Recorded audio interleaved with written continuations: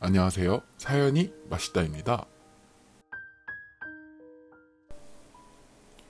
오늘 소개해드릴 사연은 쿠팡에서 자질구레한 물건들을 자주, 아니 거의 매일 사다시피 하던 아내가 쿠팡 배달기사분과 바람을 피웠다는 사실을 알게 된 사연입니다.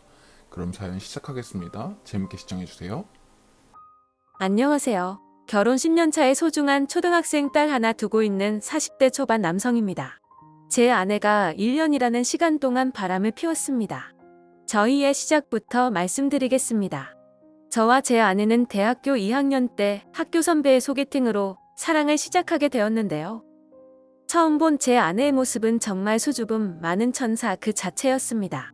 그 이후 저희는 서로가 서로의 첫사랑으로 만나 사랑을 이어나갔고, 저의 힘든 시기와 제 아내의 힘든 시기에 서로가 서로의 곁에서 견딜 수 있고 극복할 수 있게 서로의 버팀목이자 마음의 안식처가 되어주었고, 그렇게 서로의 깊은 사랑을 몸으로 느끼고 확인하여 서로가 첫사랑으로 연애를 시작한 지 7년 만에 결혼에 골인하게 되었습니다.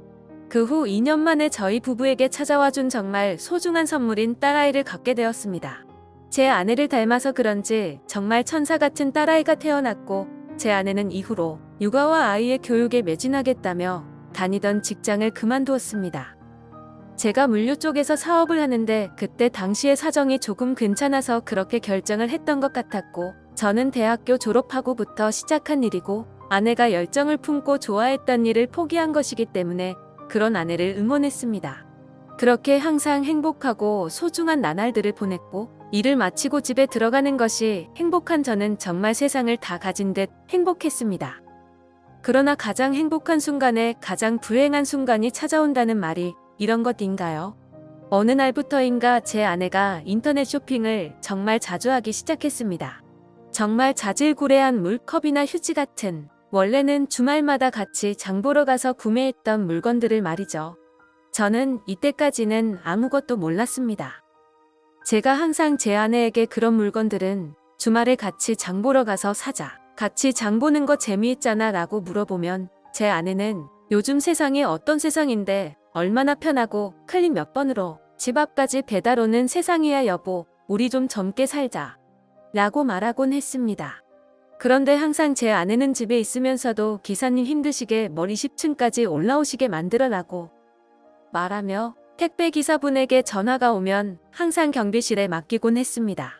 저는 이렇게 택배 기사분까지 배려하는 모습을 보며 정말 나는 인복이 있고 결혼 잘했어 라는 생각을 마음속으로 하곤 했는데요. 정말 제가 생각하기에 완벽한 아내이고 엄마였습니다. 그때는 몰랐지만 지금 생각해보면 또 이상한 부분이 있습니다.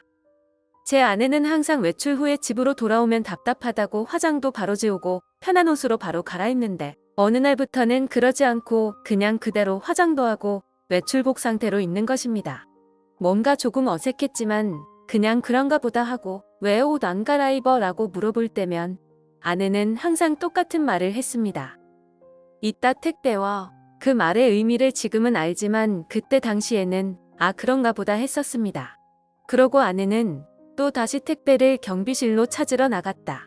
30분에서 1시간 정도 후에야 돌아오곤 했고, 어쩔 때는 2시간도 훌쩍 넘어서 제가 전화를 하곤 했습니다. 그럴 때마다 제가 왜 이렇게 오래 걸리냐고 물어보면 동네 아줌마들이랑 이야기하느라 시간 가는 줄 몰랐다. 또 경비 아저씨들이랑 서로 안부 묻고 이야기하느라 늦었다. 내려갔다가 딸아이 친구 엄마 만나서 딸아이 학교 생활 이야기했다. 이제 와서 생각하면 전부 변명이었군요. 이렇게 저를 속였다는 생각이 또 마음이 아프네요. 제가 제 아내의 바람을 확인한 건 아내의 핸드폰 속에서이었습니다. 저는 핸드폰에 관심이 없어서 유튜브와 카카오톡도 아직 서투릅니다. 그날은 아내가 핸드폰을 바꾼 지 얼마 안 된 날이었습니다. 저는 신기함에 이리저리 둘러보고 있었는데요. 문자가 하나 왔습니다. 바로 배송 예정 안내 문자이었는데 문자 마지막 밑에 하트가 하나 붙어 있는 것입니다. 저는 그냥 실수인가 하고 더 위로 올려보았는데요.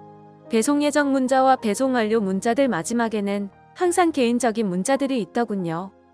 기억하긴 싫지만 예를 들면 자기 오늘은 내려올 건가요?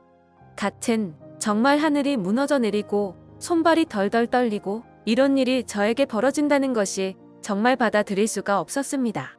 저는 곧장 그 길로 딸아이의 방에 가서 방문을 닫고 거실에 있는 아내에게 달려가 이게 무엇이냐라고 아내 핸드폰을 내밀며 물었습니다. 제 아내도 그렇게 나쁜 사람은 아닌지라 놀라며 잠시의 침묵 뒤에 바로 눈물을 흘리며 순순히 시인하더군요. 그 후 저는 일단 이 일을 제 딸아이가 몰라야 한다고 생각했기에 아내를 일으켜 안방으로 들어갔습니다. 아내는 처음부터 끝까지 그간의 일을 이야기했습니다. 처음엔 그저 자신도 신기해서 인터넷 쇼핑몰에 맛이 들렸고 그 후로 자주 보니까 시원한 음료 정도 올 때마다 주었고 그렇게 이야기를 하는 사이가 되었고 그렇게 사이가 깊어져 버렸다고 말이죠. 제가 생각할 때는 그 배달기사 놈이 순진하고 선의의 마음으로 음료를 건네는 제 아내를 꾀어냈다고 밖에는 생각이 들지 않았고 정말 분노가 치밀어 올라 참을 수가 없었습니다. 그 길로 곧장 울고 있는 아내를 이끌고 그놈을 찾아갔습니다. 딱 처음 마주하는 순간 주먹을 날리고 싶었으나 정말 꾹꾹 참았습니다. 제가 아무 말도 하지 않고 화만 참으며 쳐다보고 있으니 죄송하다며 무릎 꿇고 빌더군요. 아내는 차에서 데리고 나오지 않았습니다. 두 사람이 제 한눈에 들어오면 정말 돌아버릴 것 같아서요. 저는 그냥 다시는 연락하지 말라는 말 한마디만 하고 돌아왔습니다. 집 앞에서 이야기를 했습니다.